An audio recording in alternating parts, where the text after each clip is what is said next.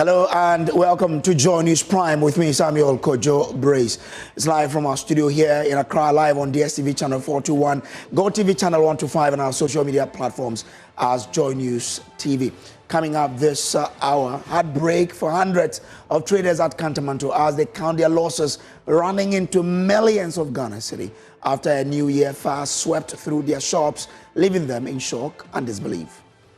Kasa na misu because me ya me kitan yere kitan kwala num aha na me didi nti abane sa adwuma be na me nkoye me nkobọ kro me phone so ne me bibia ase e wo inside me sika 600 million 40 million 30 million ni nyina me yesa me kofa be me hwe ade no se na ekọ no me di agora mewu.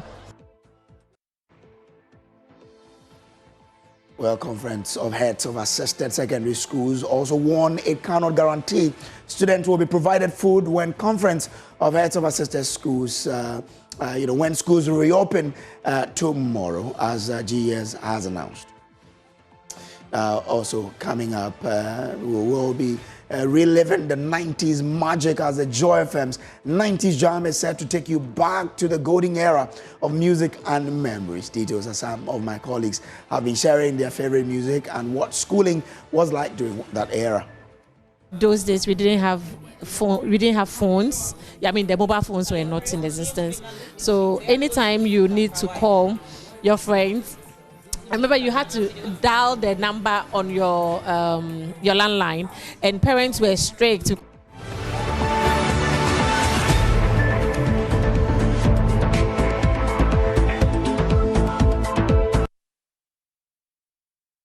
Well, this evening, the hopes and dreams of traders at Kantamanto market were shattered as devastating fire reduced their stores to ashes. The blaze, which erupted early Thursday morning, tore through over 100 shops, leaving traders in shock and despair.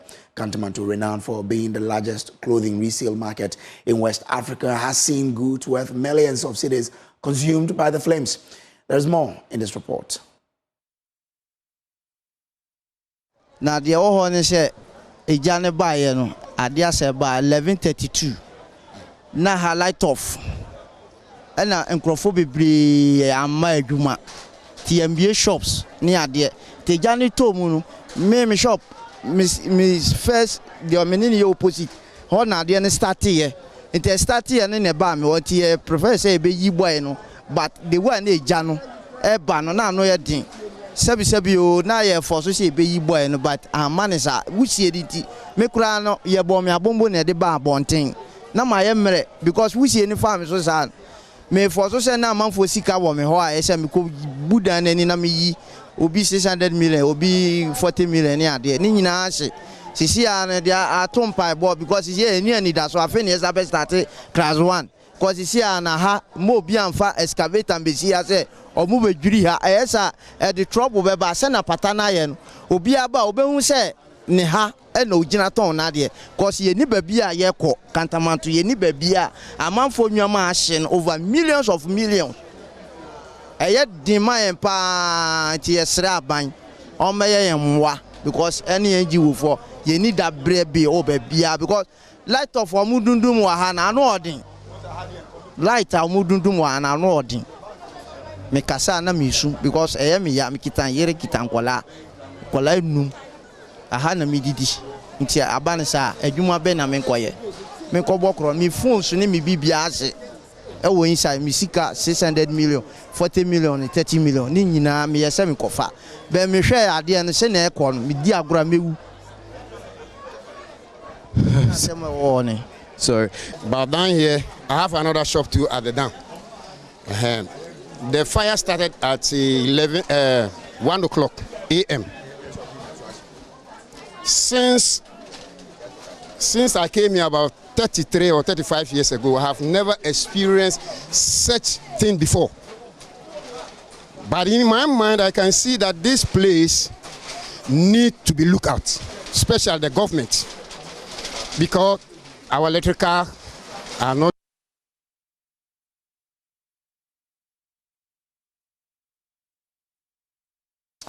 We'll bring you details of the report, but let's bring in the Traders Advocacy Group Ghana. Nana Poku is the General Secretary of this group. Nana, I'm grateful to you for joining us. What are you picking from your members who have had their properties destroyed by this fire? Thank you, Kojo, for giving us the opportunity to also air views concerning this fire. We've gathered a lot of information, and the traders are complaining that some elements somewhere would want to take the land from them. It's just they are alleging. But we would like to take the opportunity you've given us to send a very, I would say, a signal to the incoming government that they should quickly come out and wash their hands out of any alleged issues that the traders might be thinking. Because it starts like this, and then people will boil up. People will have a different mentality of the incoming government, that maybe they are behind it. There are so many allegations. Are your members saying that they suspect element of the incoming government to be behind what is happening? They are alleging, but we, the leadership, believe that it is not as they are actually. It is not what they are, thinking. That is why we are calling on this incoming government, as immediate as they can, come out, tell the people that they have nothing to do with it, and they are ready to protect traders as they have sworn with their social contract with them, that they are coming in to protect traders. They should immediately do so before it's too late, because it starts like this. MPP were not booted just like that. People actually press issues in their heart until it gets to the level where it actually bursts out. And that is what the results we saw. Okay. So I am urging the incoming administration to quickly come out with a statement or anything that will allay the fears of the traders, that nobody is coming after them, their well-being is being thought through, and they are ready to support the traders, whatever that they've gone through within the last 12 to 13 to 20 hours ago. They are ready to support them. And we had some of your traders call for support. Have you, as an association, met with some members of your group to discuss where to go from here, or what the next thing will be?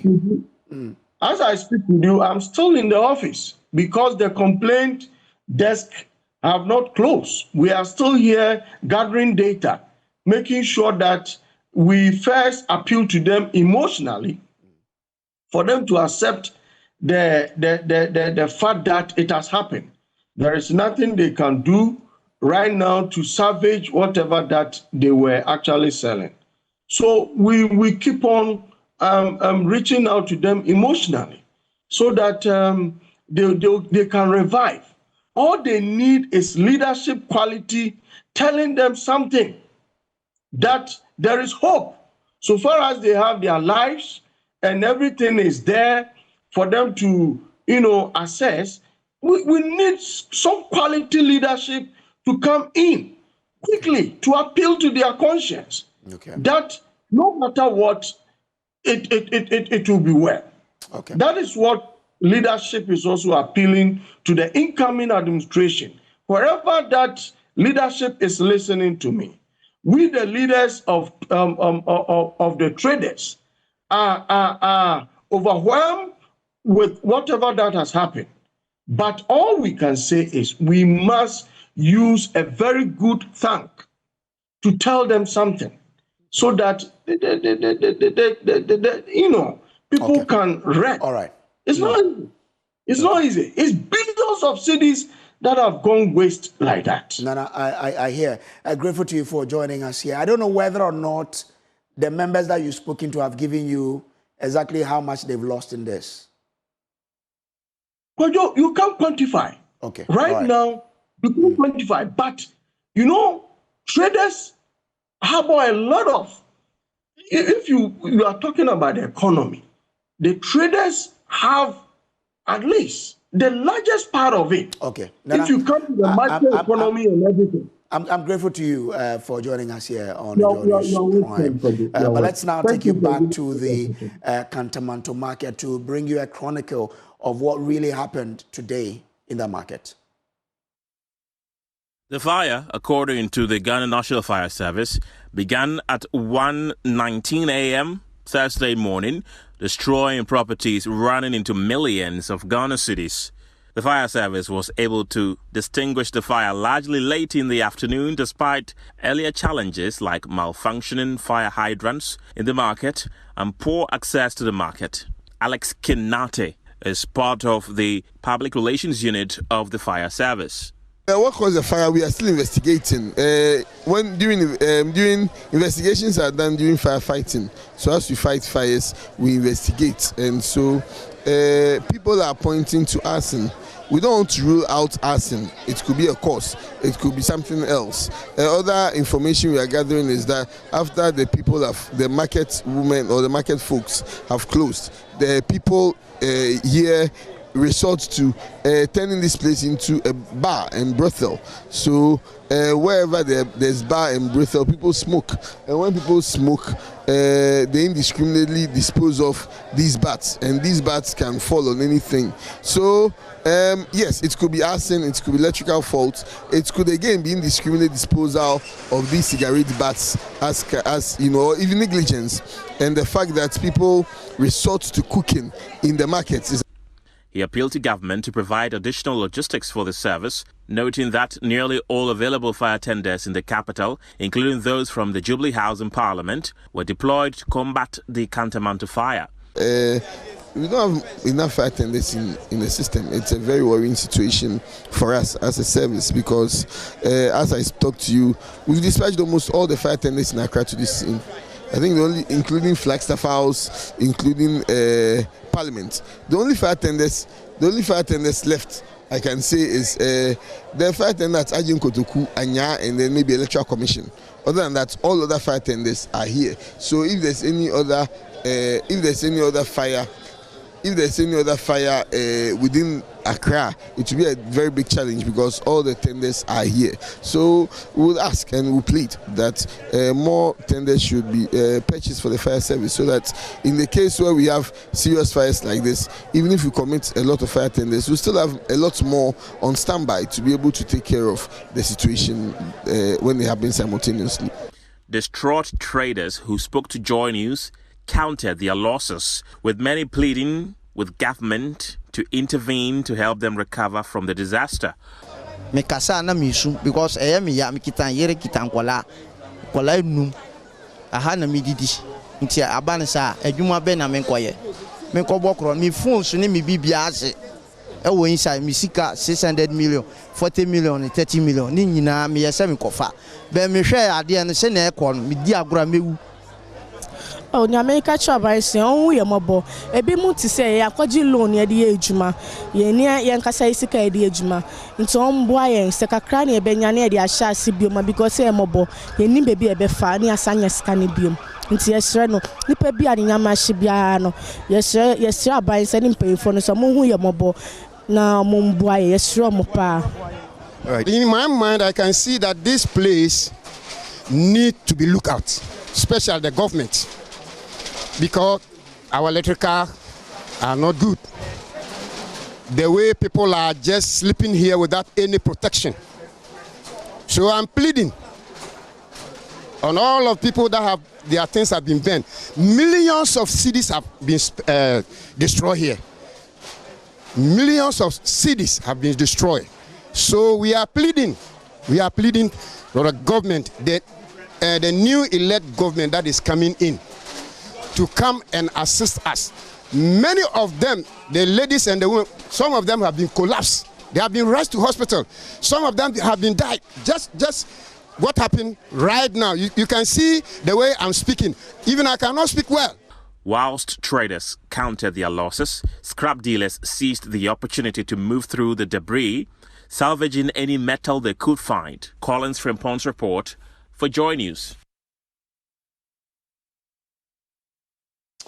Quite a disturbing development at Kantamanto there, but we'll keep tabs on the story and bring you any other development. Away from that, Finance Minister Dr. Mohamed Amin Adam has finally laid before Parliament the budget for the first quarter of 2025 after weeks of delay. The mini budget was stuck in the middle of a disagreement between the NDC and MPP in Parliament over some outstanding government business, notably some requests for tax waivers. Government is requesting 68.1 billion cedis to keep the government running until the incoming John Mahama government presents its substantive budget for 2025. Parliamentary Affairs correspondent Kweku Asante joins with details. Kweku, was there any explanation offered from the point of the ministry for this delay?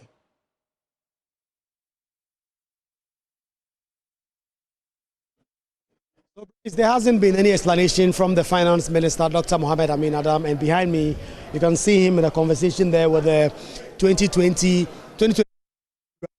Dr. Matupo Guprempe and a number of NPP MPs as they wait for the Budget and Finance Committees to bring the report on the mini budget that was presented. It was such a big controversy in the last few weeks because the minister was nowhere to be found in Parliament when conversations were being had about whether or not this important budget, the mini budget to cater for the first quarter of this year, was going to come or not. Eventually, it has finally arrived, but just after there had been some form of government shutdown, the Speaker of Parliament, Alban Bagbin, has referred the 68.1 billion Ghana cedis that is being requested for to the Budget Committee as well as the Finance Committee. Those two committees have gone to do their work right from about 2:45 p.m. up until now. I've seen a number of the committee members back on the floor, which will indicate that they've completed their work and they have a report to present same to the House for consideration and approval. And so any moment from now when the Speaker of Parliament, Alban Bagbin, walks in, the Parliament will be reorganized and this report will be put before the House for consideration in terms of how much exactly government wants to spend in the first quarter of this year. So Brace finally confirmed this budget has now come in. It has been worked on, and very soon we'll get to know the details of the report of the Finance and Budget Committees. The two committees which was put together to go and consider these estimates, who are ready with their report as we've seen. They will present it to the House, lay that, and we understand it will be debated and discussed before it is finally approved or otherwise. This is about the last really serious day for Parliament to sit, because tomorrow when they come in, the President, Nana Addo Dankwa Akufo-Addo, will only come and deliver his message on the State of the Nation address. That is the major piece of business that Parliament will be considering tomorrow. And then right after that, they will take an adjournment to return on Monday to dissolve the 8th Parliament. So that is the state of play, Brace. Okay. All right. Now, earlier in the day, we understand that there was a point where they had to allow all non-MPs to leave the chamber to discuss some important business. What do we know?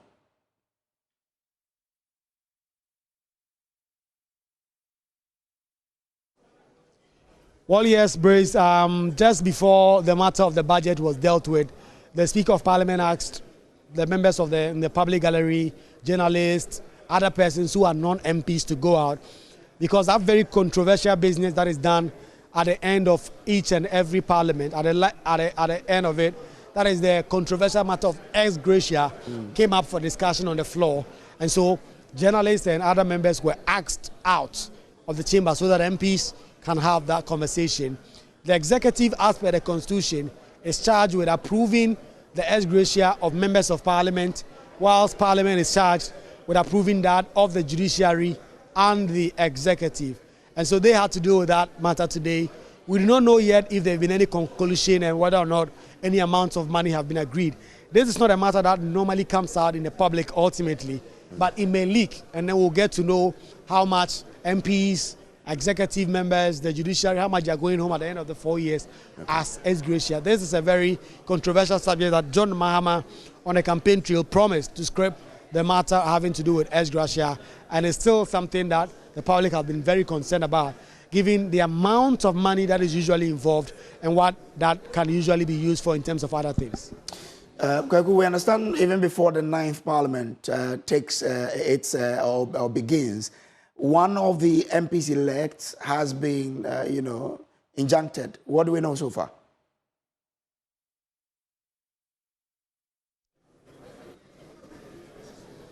Well, yes, Brace, as we speak, the Member of Parliament for Akwetia, in the person of Henry Yadomwache, has filed an injunction application. And not only that, he has secured an injunction against the MP-elect for Akwetia, that is NS Yaukumi, the MPP candidate who won the election there. We know that the NDC Member of Parliament is challenging the results. He says there were certain irregularities, for which reason he does not believe NS Yaukumi of the NPP should be sworn in. And so he has secured a 10-day injunction, and we expect that that will be served on Parliament. And then the NDC perhaps will prevent NS Yaukumi from being sworn in on Monday. That injunction subsists for 10 days. And this is something that we expect that there will be more and more injunction application, given how close the election was in so many polling stations across the country, in so many constituencies across the country, with a number of those cases even still unresolved as we speak, where the High Court expected to deliver a ruling that will have significant consequence on 4 constituencies on Saturday. And so Henry Boachi Yadom, the NDC MP for Akwetia, who was also the NDC parliamentary candidate for that constituency, has filed an injunction application, and he has got a High Court judge to actually injunct NS Yaukumi from carrying himself out as a Member of Parliament up until the next 10 days, when that injunction application will be repeated and discussed. Okay, so that's Kwaku Asante coming in from the Parliament there. Now, a former MP for Mensha North, Collins Owusu-Amankwa, is cautioning a team set up by the incoming President John Dramani Mahama to recover loot and not to allow itself to be used as a tool for witch hunting. The former MP, who is leading a group called Committee for Public Accountability, singled out Raymond Archer for targeting the CEO of McDan Group, Daniel Macaulay. Collins Owusu-Amankwa says he and other Ghanaians will resist any attempt to frustrate indigenous Ghanaian businesses. We therefore would like to caution Mr. Raymond Archer and his characters to act professionally without any form of biases while serving on the ORA team. Using ORA team to settle personal scores against Mr. Daniel Macaulay and other business magnates would be fiercely resisted by the leadership of CPA. The leadership of CPA is closely monitoring events and stand ready to defend and protect the interests of Ghanaian citizens, especially the business community, through the avenues including legal actions. The state has the responsibility to support and protect the business community to thrive for the collective benefits of society.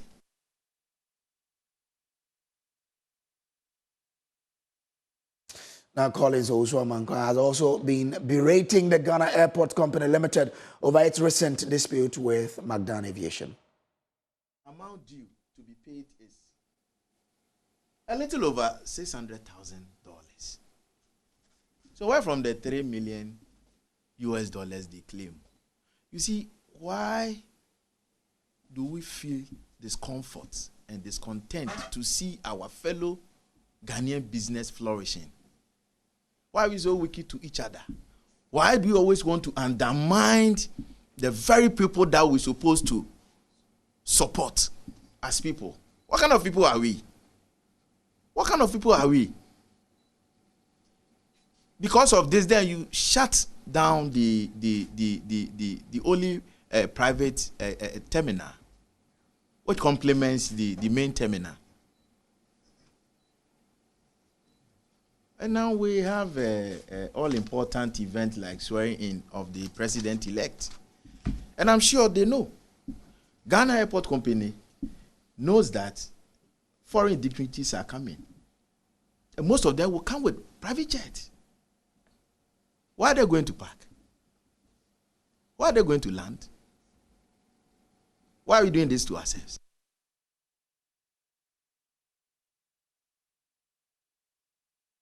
This is so Joy News Prime. We'll take a break here. We'll be back with more. Please do stay.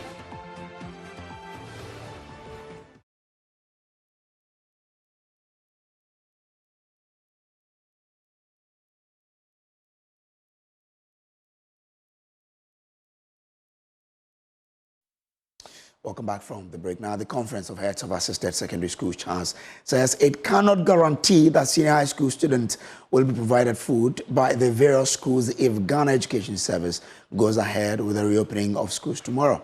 This comes after CHAS appealed to GES to reconsider the reopening of high schools, citing unresolved financial issues, including government's non-payment of perishable foods provided for the students last year. National Secretary of CHAS, Primus Barrow, says there will be no food for the student when they return to school tomorrow. If Ghana Education Service is saying that school is going to reopen, we've never had any argument about who has the power to reopen schools. Our stance is that if schools are going to be reopened tomorrow, and as of today, schools have not been given money and food, we still have the view that the students can come. We are not going to lock any dormitory or prevent any student from coming. But in an instance where schools are unable to feed their students or to buy materials and other things to run the school, if in the event that it's unable to happen, there's nothing, I don't think anybody can blame us for that. So they have the money. Yes, if they say schools are open, we don't have any problem. We don't have any qualms with that. We've never argued with them on that. But our stance, the issues that we have raised per our letter are still valid and are still in force. And when was the last time you heard from government concerning these issues? I cannot remember as far as this is. Because remember that before this particular letter that we issued on the 31st, we had issued 3 previous letters. The most immediate one before this last one was on the 20th of December. We have another one that was issued around September, 18th November, and an earlier one was issued on the 12th of August, all in connection with the same issues. Well, let's take you to Parliament now because the House is considering the mini budget presented by the government. The members of Parliament are debating on this mini budget. Let's take you there live now. Move to item 10, the substantive motion, Chairman of Committee. Mr. Speaker, I rise to move that this Honourable House adopts the report of the Budget Committee on the expenditure in advance of appropriation for January to March 2025. And in so doing, I proceed to present the committee's report. Mr. Speaker, this is a report by a joint committee on budget and finance on the expenditure in advance of appropriation for January to March 2025. I would, because of time, read only portions of the report and request Hansa to capture the entire report. The advance in advance of appropriation for January to March 2025 was laid in the House today, Thursday, 2nd January 2025, and was subsequently referred to the Joint Committee on Budget and Finance for consideration and report in accordance with Article 180 of the 1992 Constitution and the standing orders of the House. Mr. Speaker, the total amount of expenditure in advance of appropriation, the total amount of money required for government expenditure for the first quarter of 2025 in advance of appropriation is 68,134,674,527 Ghana cedis. Mr. Speaker, I just take a few of our observations and then I conclude. Mr. Speaker, we realize that the committee further observed that projected expenditure in relation to goods and services is 3,123,221,785. Paragraph 5.4, non-interruption of government business. The committee inquired whether the late submission of the expenditure in advance of appropriation would adversely impact on government business. The Minister for Finance, Honorable Amin Adam, assured the committee that despite the late submission, there would be no adverse impact on government business. He explained that although it normally takes a week to load figures onto the gift mix, in respect of the 2025 expenditure in advance of appropriation, they would take steps to upload the figures onto the gift mix in less than a week in order to ensure that government business is not interrupted. Mr. Speaker, conclusion. The committee respectfully recommends to the House to adopt this report and approve by resolution the sum of 68,134,674,527 Ghana cedis as expenditure in advance of appropriation for the first quarter, for January to March 2025, for the purpose of meeting the expenditure necessary to carry on the services of government for the period January to March 2025, in accordance with Article 180 of the 1992 Constitution of the Republic of Ghana, the Public Financial Management Act, and the standing orders of the House. Respectfully submitted. Yes, honorable members, any seconder? Mr. Speaker, I rise to second the motion, and just to add two more statements to what my colleague just said. On paragraph 5.3, the committee also noted that government has made available 20,691,523,500 Ghana cedis to make payments for the energy sector levy account, and also to make some payments to the independent power producers. Secondly, liabilities that will fall due, Mr. Speaker, has been catered for with an amount of 1.228 billion Ghana cedis. Mr. Speaker, in conclusion, I believe that this House has supported government to perform this constitutional duty, and we pray that it will go on and ensure that government activities are not interrupted in the first quarter of the year 2025. I thank you very much, Mr. Speaker. Honorable members, motion is moved and seconded. It's now for the consideration of the House. Honorable members, if you look at our standing orders, I think it's order 200. Order 200.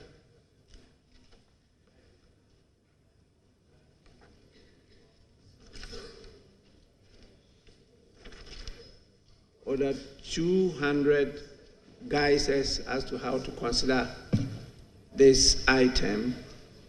And 201 says, where it appears to the President that the Appropriation Act in respect of any financial year will not come into operation by the beginning of the financial year, the President may authorize the withdrawal of monies from the Consolidated Fund to meet the expenditure necessary to carry on the services of government in respect of the period expiring 3 months from the beginning of the financial year, or on the coming into operation of the Act, whichever is earlier. The expenditure, that is 202, the expenditure in advance of appropriation shall be with the prior approval of Parliament, supported by a resolution.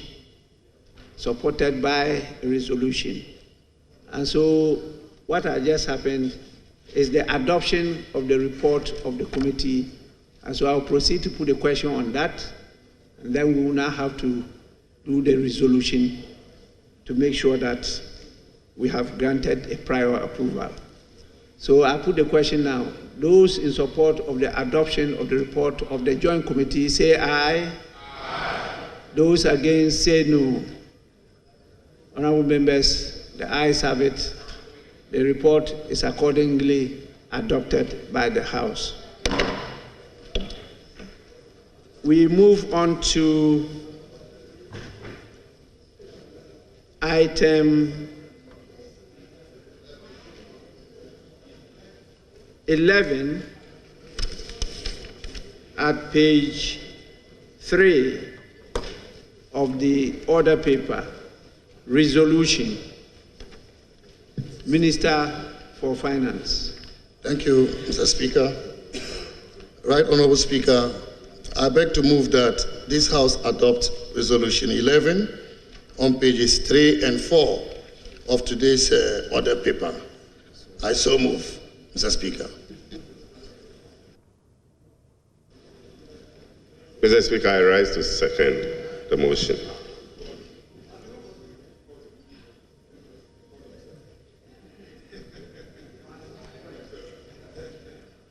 Mr. Speaker, there is a procedural challenge here. Who called you?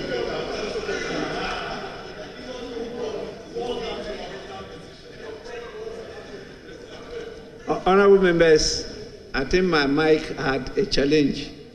And so the honorable member just read my lips and got up to second the adoption of the resolution. So the resolution has been moved and seconded. It's now for the consideration of the House. This being a consequential resolution from the motion, I proceed to put the question. Those in support of the resolution as captured at page 3 and 4 of the order paper, say aye. Those against, say no. The ayes have it. Honorable members, the resolution as captured at page 3 and 4 of the order paper is accordingly resolved by the House. We will now proceed to the last item.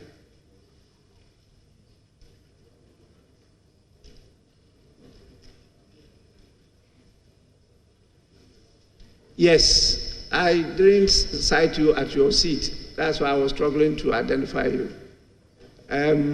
Members will recall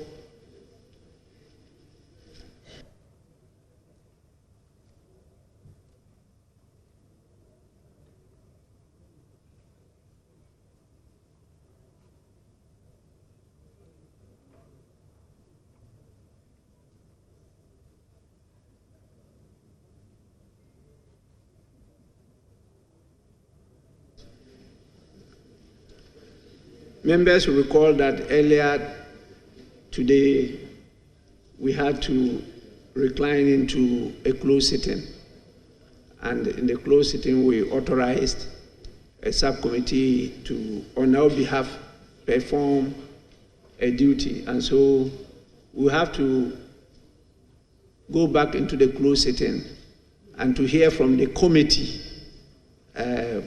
what has happened since we gave them the authority to perform a function on our behalf.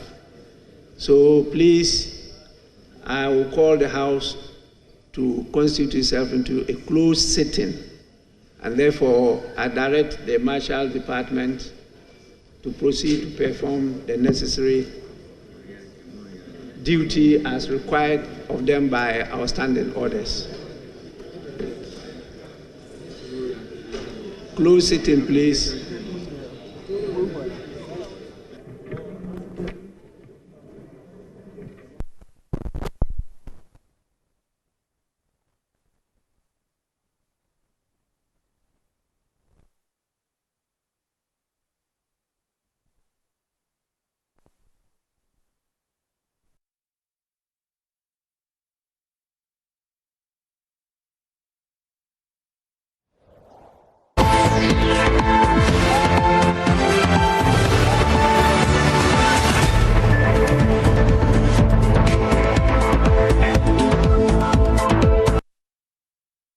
All right, so you watched the approval of the mini budget for the first quarter of 2025, 68.1 billion Ghana cedis being approved for the expenditure by government. As we speak, Parliament is going into a closed sitting. We'll take a break here. We'll be back with Showbiz. Please do stay.